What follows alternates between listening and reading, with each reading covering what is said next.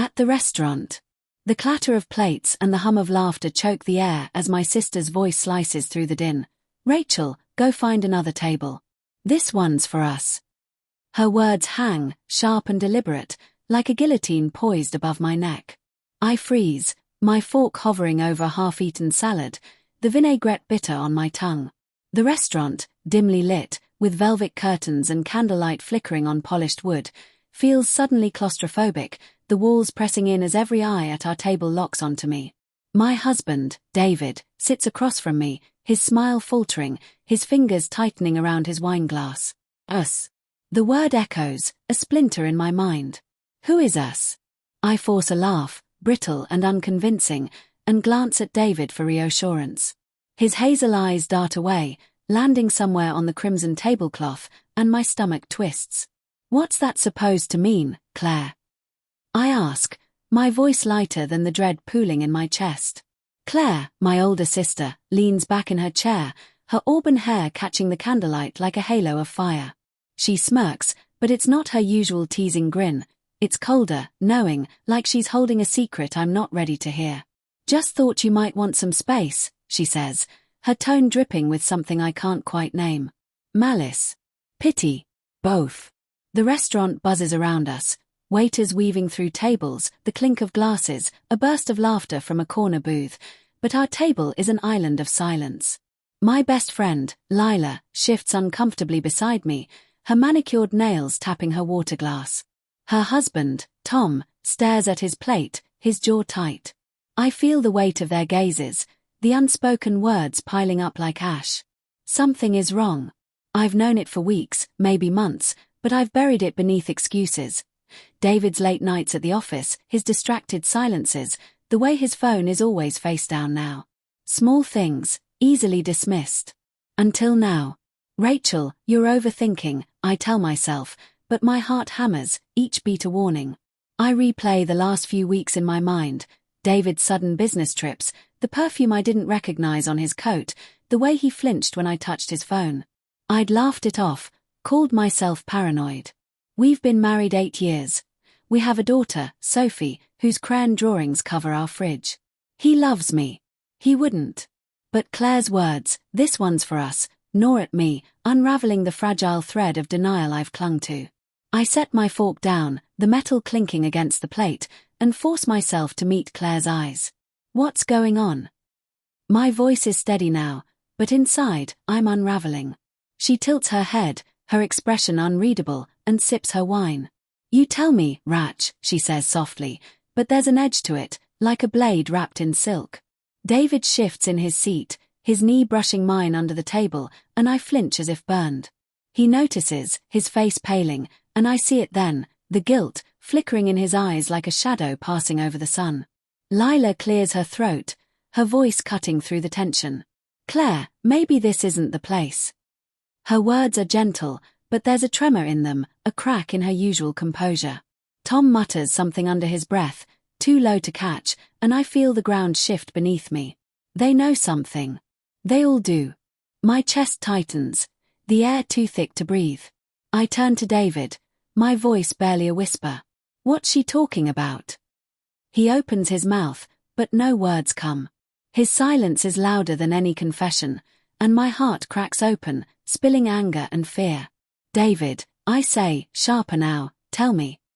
The restaurant fades, the chatter and clinking glasses dissolving into a distant hum. It's just us now, his face a map of secrets I've been too afraid to read. Claire leans forward, her voice low but venomous. You really don't see it, do you? All those late nights, those meetings, you thought he was just working. Her words land like punches, each one stealing my breath. I want to scream at her, to tell her she's wrong, but David's silence is a weight I can't ignore. I turn to him, my hands trembling. Is it true? I ask, my voice breaking.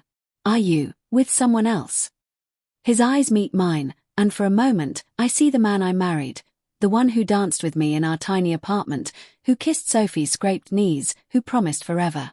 But then he looks away, and the man I love vanishes. Rachel, I didn't mean for it to happen, he says, his voice barely audible. It was a mistake. A stupid, Stupid mistake. The world tilts. A mistake. The word is a knife, twisting in my gut. I see her now, in flashes, some faceless woman, her laughter, her touch on his skin. My skin burns with the betrayal, my throat tight with unshed tears. Who is she? I demand, my voice rising, drawing stares from nearby tables. I don't care. Let them look. Let them see my world crumbling. David hesitates, his hands gripping the tablecloth, knuckles white. It's not what you think, he stammers, but the lie is flimsy, unraveling before he can finish. Claire scoffs, her eyes glittering with something like triumph.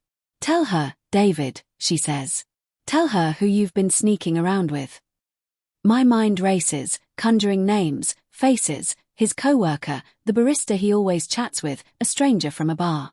But then Claire's gaze shifts, landing on Lila, and my heart stops. Lila, my best friend since college, the one who held my hand through labor, who knows every secret I've ever had. No, it can't be.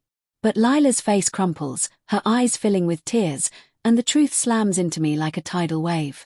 Lila. My voice is a whisper, barely audible over the roar in my ears.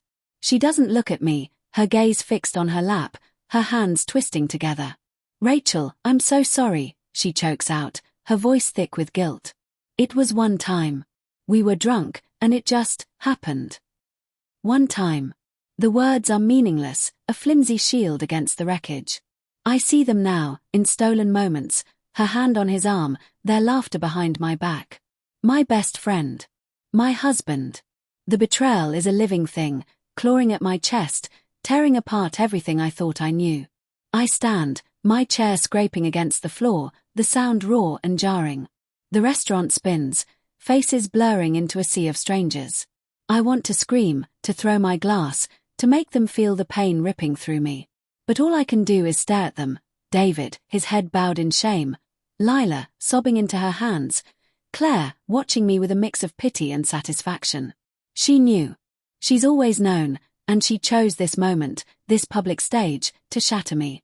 I stumble toward the door, the cool night air hitting my face like a slap. The city hums around me, car horns, distant music, the pulse of life, but inside, I'm hollow. I think of Sophie, asleep at home, unaware that her world is about to break. I think of the life I built, the trust one gave, now ashes at my feet. And then, a memory surfaces, sharp and unbidden. Claire's face months ago, when she saw David and Lila laughing too closely at a party, her eyes narrowing, her silence heavy with suspicion. She didn't tell me then.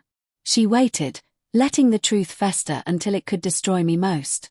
As I stand on the sidewalk, the restaurant's glow spilling onto the pavement, I realize the betrayal isn't just David's or Lila's. It's Claire's too, her calculated cruelty, her need to wound me in front of everyone. My sister, my friend, my husband, all of them have carved their own pieces from my heart. And as the tears finally come, hot and unstoppable, I know I'll never sit at that table again.